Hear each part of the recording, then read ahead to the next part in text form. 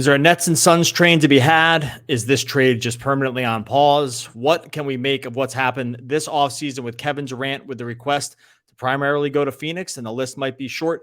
Going to jump into this with Brendon Kleen of the Locked On Suns. We're going to talk Durant. We're going to talk about what both teams are thinking, potential trade packages, why things may have stalled, why they may still get done, and why they may not. It's all coming up right here after the theme music. You are Locked On Nets, your daily Brooklyn Nets podcast. Part of the Locked On Podcast Network, your team every day.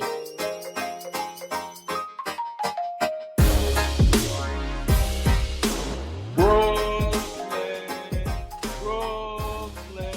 yo. All right, welcome back to the Locked On Network crossover show, Locked On Suns, Locked On Nets. I am Doug Norrie from Locked On Nets. If you're on that feed, that is Brendon Kleen from the Locked On Suns. If you are on that feed, or if you're just over on the overall Locked On Network, wanted to get together for this podcast to talk about sort of what's been an ongoing and maybe will be forever going story in the offseason for the NBA, which is the will they or won't they trade of Kevin Durant from the Nets to presumably the Suns, who had been the odds-on favorite for a long time. Brendon, how's it going, man?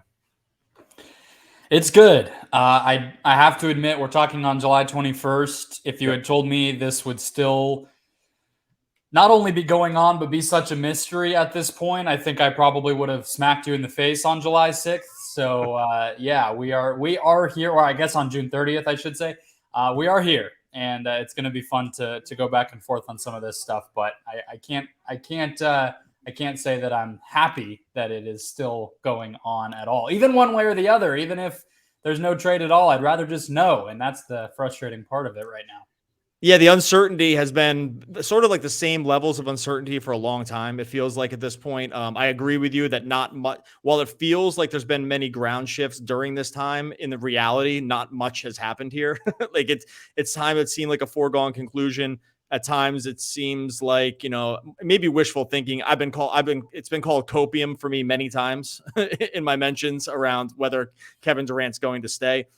Where are you? I'll give you my opinion on it, but where are you right now? Like how much, I guess you alluded to it a second ago that you were really confident maybe, 3 weeks ago, 2 weeks ago about Kevin Durant coming in a trade to the Suns. Where do you stand now? Like, did the Ayton signing change that at all? Did reporting change it at all? Are you still there? It sounds like maybe not, but where are you now with a possible trade that I agree with you for a while felt like this is all going to happen because in the current NBA, this is just kind of what happens when superstars have a destination picked out. Yeah, I don't think the Ayton thing dissuaded me all that much. I think for the most part, the fact that Ayton went back to the Suns, the only reason that I think that would change my view on the KD stuff is it just gives the Suns a little bit less flexibility. Even if Ayton, it sounds like, was never going to go back to the Nets in a trade, and that was out there from almost the beginning, there could have been opportunities for multiple teams where Ayton still could have been involved. So not having that tool in your tool belt, I think, if it is 5-10% less likely as a result of that, maybe 15-20, I don't know. I don't think that it flipped me to they're not getting Kevin Durant. I don't know if anything has flipped me to they're not getting Kevin Durant if I'm a Suns fan, but I think the thing that I'm struggling with now is, are we just turning ourselves in circles because there's nothing out there? Or has there been a substantive change in the likelihood of a trade? Like, are we actually seeing the Nets change their minds, or have they always kind of been in this same position and it's just going to take something big to get them there? And that was always the case, right? Like, it doesn't sound like they were really serious about some of the things that have been out there. I'm not sure if the Cat plus Anthony Edwards thing, there's been disagreement over whether that was actually something they asked for, the LeBron plus Anthony Davis nonsense. Point being, it always has felt like the Nets were asking a lot. So maybe they've just been dragging their feet this whole time. Maybe it was either never likely in the first place, or it is still extremely likely. I know I'm kind of talking in generalities here, but I guess I don't think anything has really substantively changed. So you ask me how I feel now. I don't feel that much different. I don't know what's going on in any of those folks' heads. So I don't have the answers, but I guess the fact that we've heard Brian Windhorst or Adrian Wojnarowski just kind of go, yeah, maybe they'll keep him. Like, I'm not convinced. I just think it's still a long way till training camp, and nobody really has an incentive to do anything in the short term, and we'll just have to continue to watch it. Does that make sense? I don't think anything is different now than it was really on July 4th or 6th or 8th or 15th. Yeah, I actually tend to agree with you on almost all those points. And I think that you're right. I don't think anything of substance has changed here. I think there was probably some loose offers either floated or just kind of like, I don't think anything got back to the, I'm going to pass you a number across the table thing here and you can let me know. I think it was just kind of feelers and stuff like that would be my guess. None of it felt all that close for either side, right? Like, hey, we want Booker or something like that. And their Suns are going to say no. I'm making this up, but this would be, I suspect, what would be like the introductory pieces. We want Booker, Suns say no. Suns offer Bridges and the Nets say no. Let's start there as like a high level, right? I can see something like that happen and both sides scoffing at that. I agree with you where like we probably haven't gone through any major change. It's, to me, the difference is, I guess we just probably started at different places. So when you're grounded in different things, like let's say you and I started at different places with the whole thing. I've been of the mind that the Nets probably would feel comfortable playing like a slight game of chicken here with Durant in a way that other teams haven't, let's say Anthony Davis or Kawhi's a little bit of a different scenario, or, Harden 2 years ago and then Harden a year ago. These situations all rang a little different to me. And so when I thought about those, it never seemed to me all that likely even to begin with, even though betting markets would have told me I'm wrong and history has proven me wrong time and time again with this kind of thing. But in thinking about where the two sides were, the amount of years Kevin Durant had left, the Nets can't go into the tank, these other pieces that just kind of were made a little different than any of those other scenarios, I've always kind of been of the mind where the Nets were just simply not going to bend over backwards to make something happen if it was 50 cents on the dollar, 75 cents on the dollar, because they don't have to. And there was a part of them that was kind of saying, hey, we're going to rewrite history a little bit here. This has not worked out for every other team that's done this. And we're just in a different situation with KD, and we'll try to bring him back and we'll see if we can make amends. Does that make sense? Because I think I agree with you on not having changed my opinion, but my opinion just started in a different place. Yeah. And I think that, us kind of messaging here and there and seeing how you and Adam felt about this just on clips of your show and on your social feeds. Like I felt like we were in a different spot, probably not an incredible surprise being that whether we would call ourselves like out and out fans or not, I think we obviously kind of want to see the team that we cover do well. So it makes sense. Hey, it would be great if the team that we cover had Kevin Durant. So maybe we're a little bit biased in terms of that stuff, Sure. But I do think you bring up an interesting point, and it's a question that I have for you, which is you mentioned why the situations are different. And I fully get that. Like, KD being a little bit older, having just signed this extension, not having a player option. So it's a straight 4 years, and the lack of incentive to tank if you're Brooklyn, all that stuff, like we've all thought about in circles here. But are the Nets just taking advantage of Kevin Durant not being the type that they expect would sit out or make this ugly? Because that's kind of where I'm at with this now, is if they're truly thinking about bringing him back, is that just them almost daring him to pull a Harden in Houston or to pull an Anthony Davis in New Orleans? And hey, we have no reason to believe that you're the type of guy who's going to drag this into the mud. So we'll just have you back, and you might be miserable, but we feel like you're going to play. So see you in October. Like, that feels like what they're kind of saying with their actions right now. Yeah, that's definitely really interesting. I'll get into that here in a second. Going to tell you about first our friends over at BetOnline. BetOnline, the number one source for all of your betting needs, the easiest way to check on all the odds and props that you need. Right now, if you go to BetOnline, Suns plus 750 to win the championship from the fifth overall. And they also just came out with their win totals, 52.5. Real quick, Brendon, 52.5 over under right now, bet online. That's right where it was last year, and I felt like it was crazy. I just feel like they're going to be over that. They won 12 more games than that last season. They'd have to get so much worse to go under. I don't know why they keep getting under respected. They got to hit the over. You got to go to Bet Online right now. Take advantage. I'm right with Brendon on this one. Kind of Durant or no. Durant, I think you're definitely there. No Durant, if they still think you're there. Maybe Bet Online made a little mistake. That's all right. That's why you go to betonline.net. They got you covered for all of the odds you need. Go check out all the new stuff they have going up over the offseason for NBA. Obviously going to be crushing it for NFL as well. You head on over, you use your mobile device, you learn about all the trends, all of the action. Bet Online, where the game starts.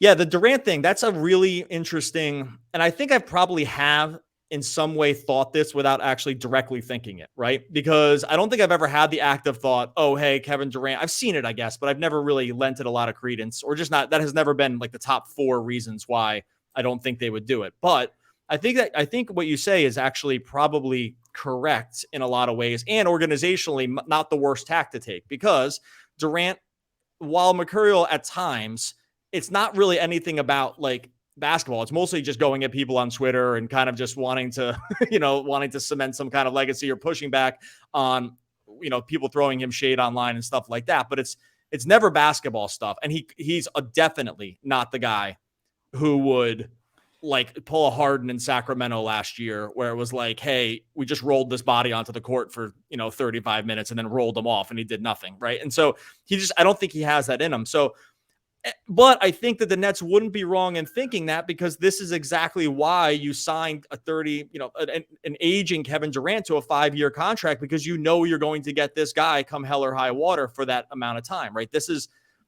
the whole goal of the NBA, when you really boil it down, is to have a guy like Kevin Durant on your team. You can't win without, you can't really win the championship, or it is very difficult to win the championship without having one of this top class tier of guys, right? Maybe you can get close, but if you don't have one of these top, surefire 8 guys or whatever you want to put the list is pretty short. You basically have needed one of those guys over the last decade to win the championship. Durant is just one of those dudes. So at that point, if you have one of those guys, he lives for basketball. He just doesn't have a tank in him. He could not do it. While I have not thought about that, I think you're totally right in suggesting it. And I think they would be correct in thinking that, because, hey, we made a long commitment. Look, I know teams can trade guys whenever, so I'm not going to make a huge stand on pro ownership here. That's not the hill I'm prepared to die on, but they would be correct in that thinking, unless the package was overwhelming.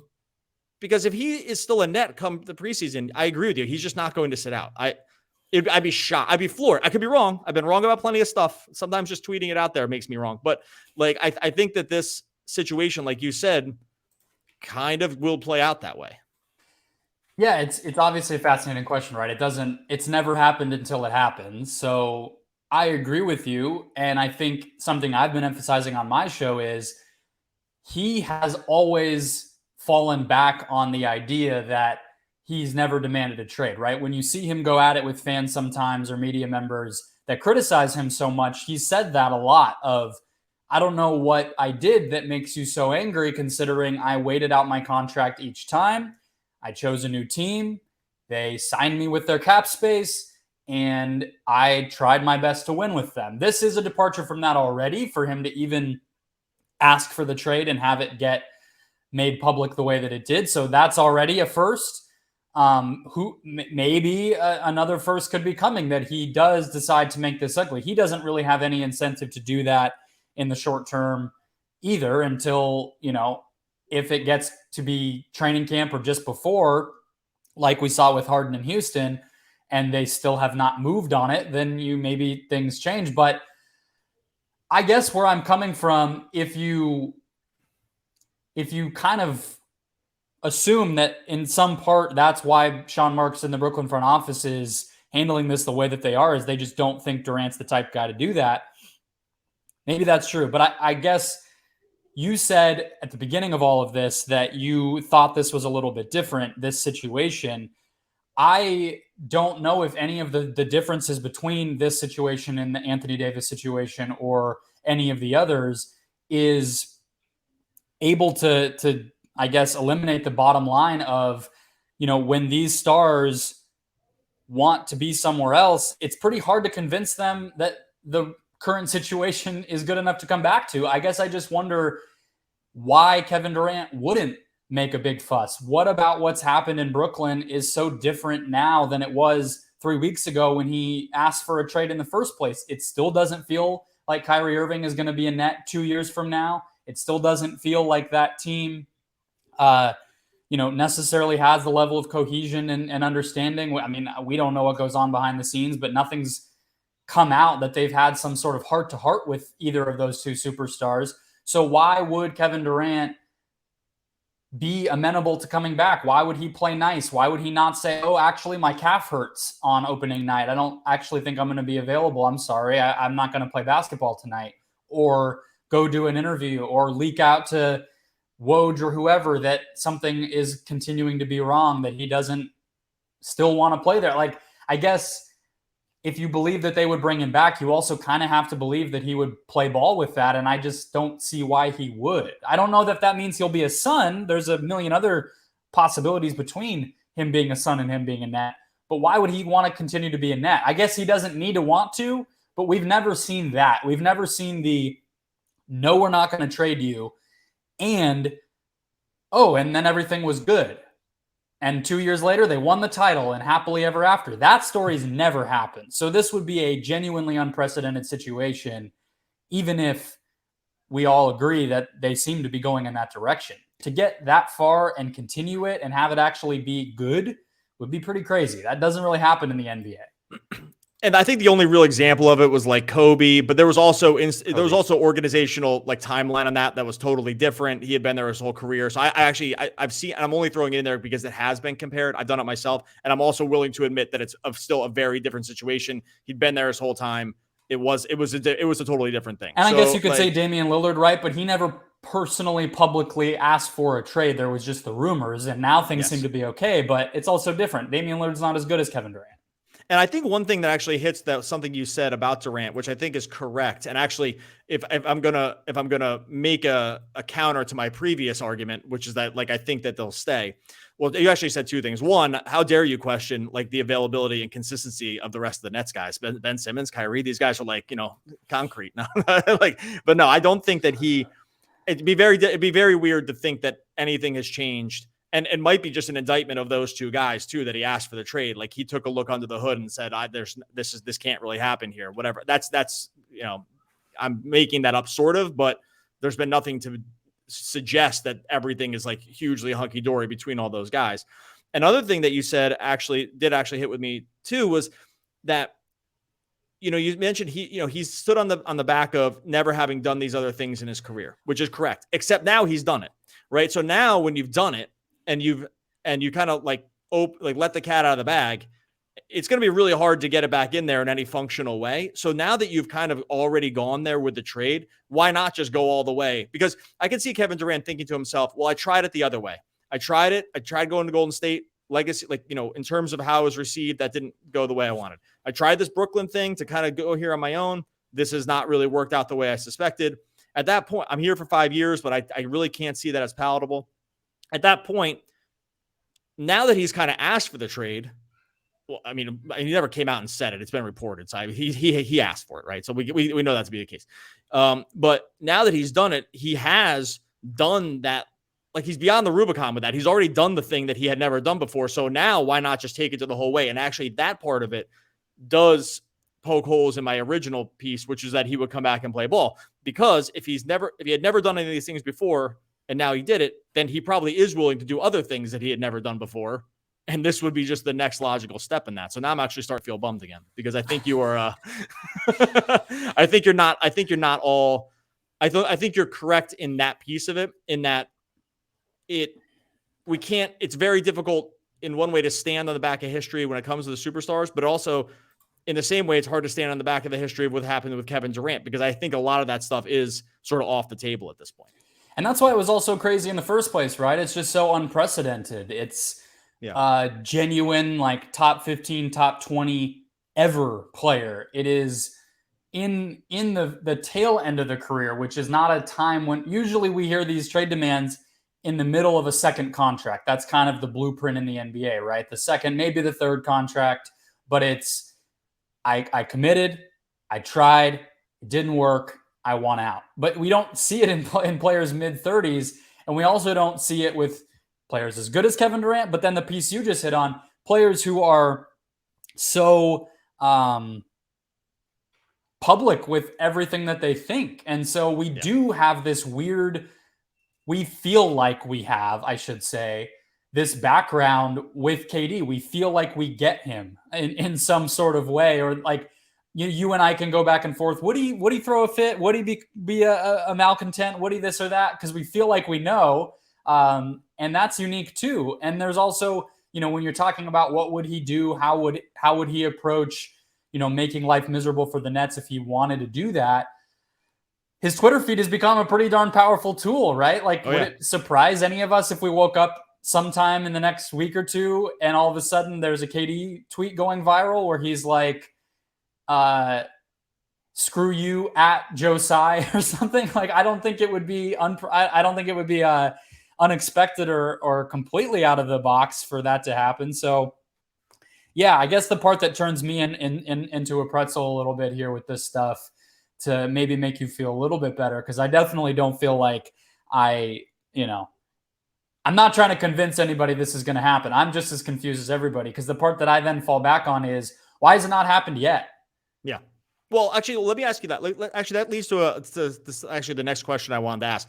And I will say real quick before I ask it, you're totally right about Durant having his own, like, he kind of has a vertical now at this point, like between Twitter, he's got a podcast, he's got the boardroom, he's got a bunch of other stuff, like sort of new media pieces. Yeah, no, he has a bunch of new media pieces together. He's been working this way. He's invested in a lot of different stuff that like is going to have his back for different things. Like he has, it's not exactly like the vertical on the media piece, but it's like pretty darn close when it comes to an NBA player. So I'm with you there. Like he doesn't need to be beholden to whatever other narratives are there. And what's clearly the case, even in a public sphere, is he's very comfortable with where he is. Like he has no problem pushing back on anybody that doesn't seem to agree on like where he is in terms of what he thinks his arc is. So if you follow him at all, you can just see it. It's like, he's never come out and said it, but everything he says lends a very clear notion that if you say something he doesn't like, he will have no problem spending some time with you to tell you why.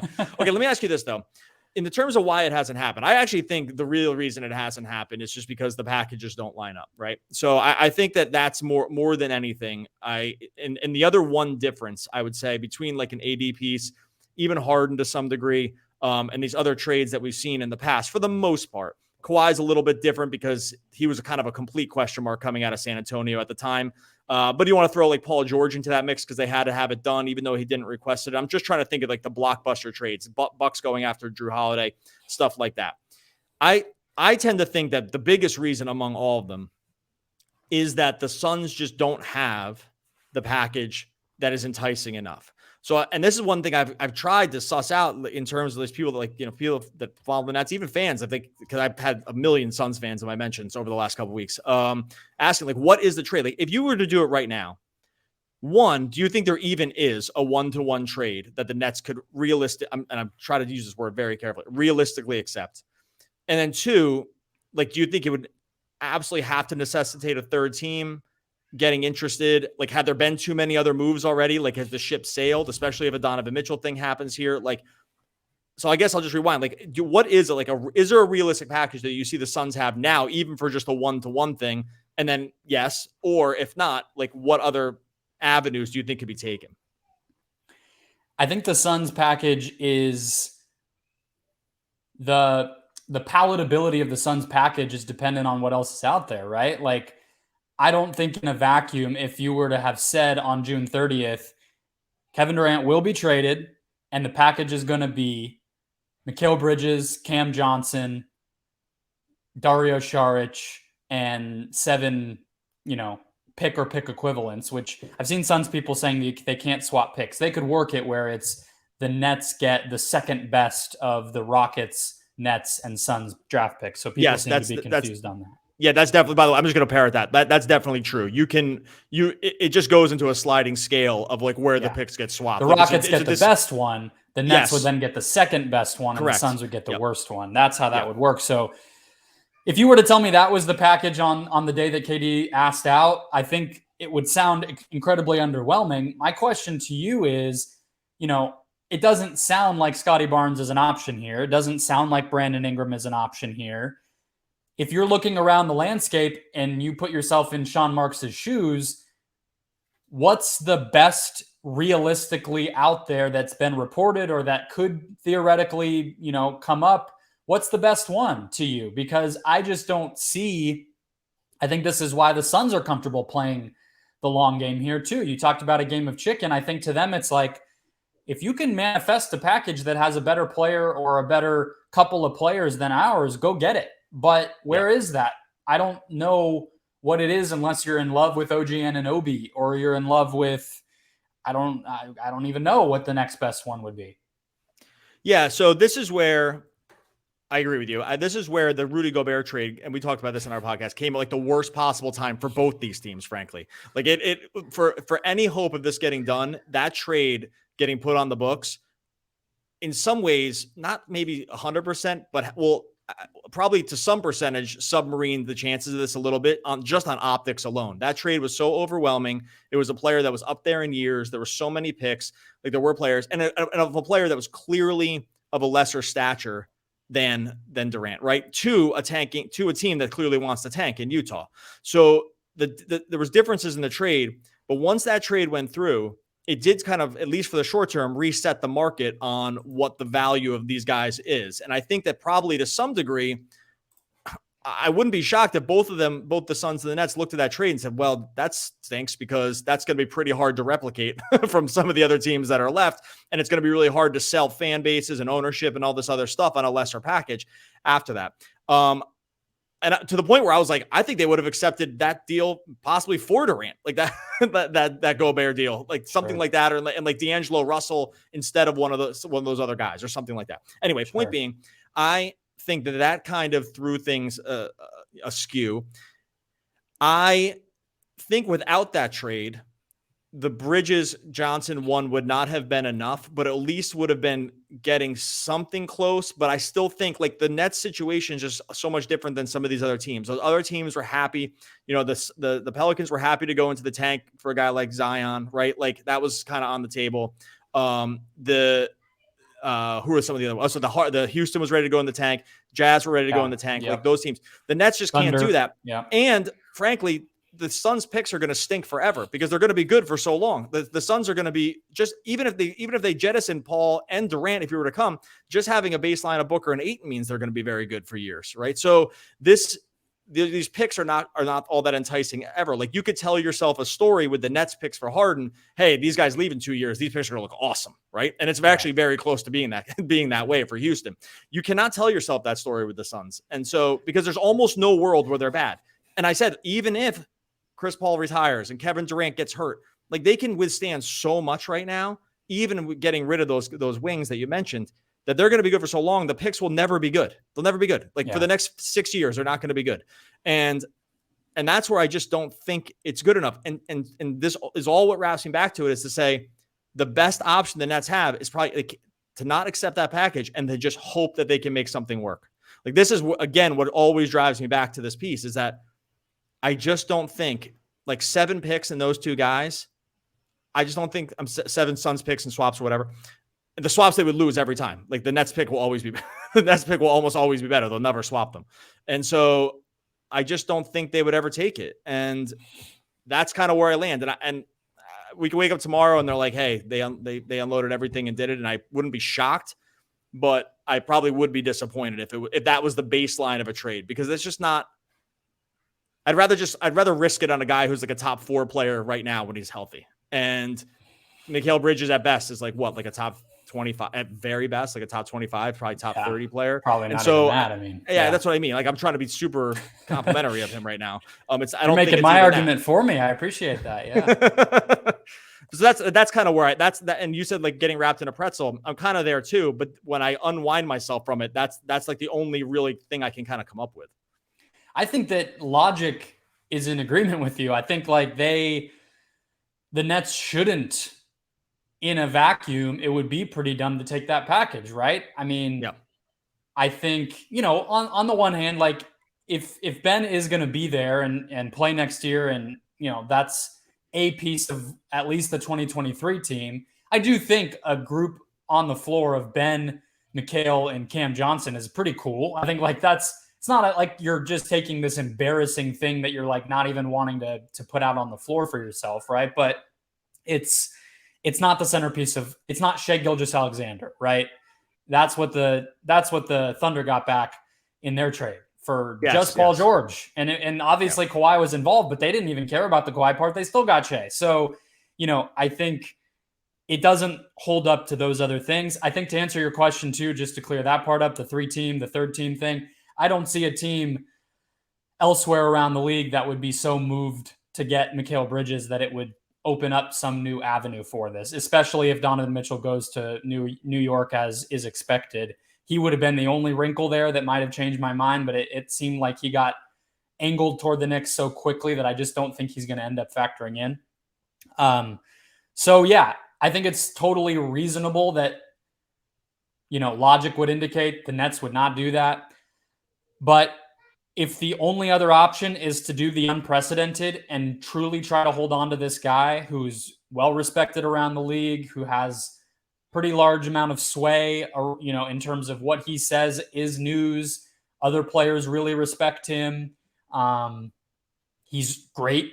And to really go out on a limb and say, we're going to be the first team to do this with this guy, and we're going to basically punish him by making him come back. And even though everybody will know he doesn't want to be here, and kind of embarrass ourselves in that process, I will believe that when I see it. Just like I'll believe Kevin Durant throwing a public fit when I see it. That would be pretty surprising, but I guess maybe I buy that being a possibility more than I buy the alternative of Sean Marks and Joe Tsai doing the unprecedented. I also, and this is not something we need to go into, I know we've already filled a full show here, but I'm just not so sure that Sean Marks has the green light to do something so gutsy like that on behalf of the entire franchise. At the beginning of all this, you heard Joe Tsai wants to just get this nightmare over with, and he would be fine to take a team that can just be respectable, competitive, and give them a restart.